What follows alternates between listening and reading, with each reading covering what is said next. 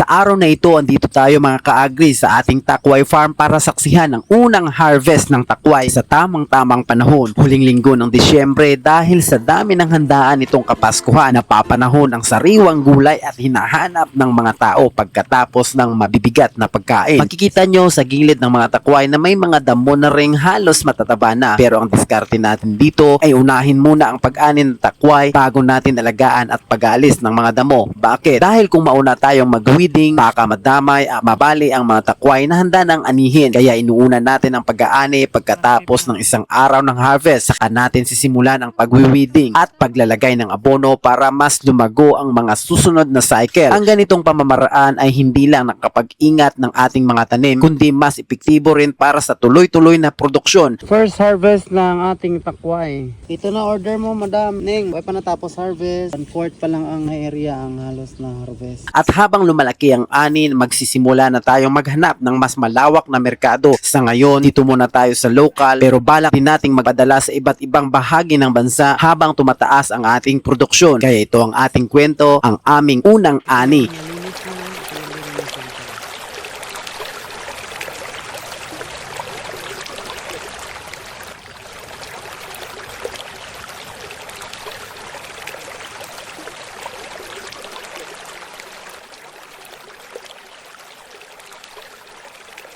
Maingat, maayos ang timing at nakasentro sa pagbibigay ng masustansyang alternatibo pagkatapos ng mga fiesta. Sa susunod na mga linggo, aasahan natin ang lingguhang ani at mas lalo pa nating papalawakin ang ating distribusyon. Sa bawat ani, natututo tayo kung paano mas papagandahin ang ating mga proseso. Kaya salamat sa inyong pagsama sa amin sa unang hakbang na ito. Ito ang umpisa ng ating mga matagalang kwento ng tagumpay at sustainableng pagsasaka. At kung bago kayo sa ating channel ay huwag kalimutang mag-subscribe. Kung may tanong kayo at suggestion, i-comment lang sa comment section at malay nyo, i-feature natin yan sa susunod na video. At syempre, huwag kalimutang mag-like, follow, and share ang Agri Treasure para sa mas marami pang updates at kwentuhan. Dahil dito naniniwala tayo na ang tunay na yaman ay nasa lupa, basta wasto ang teknolohiyang gamit. Maraming salamat po.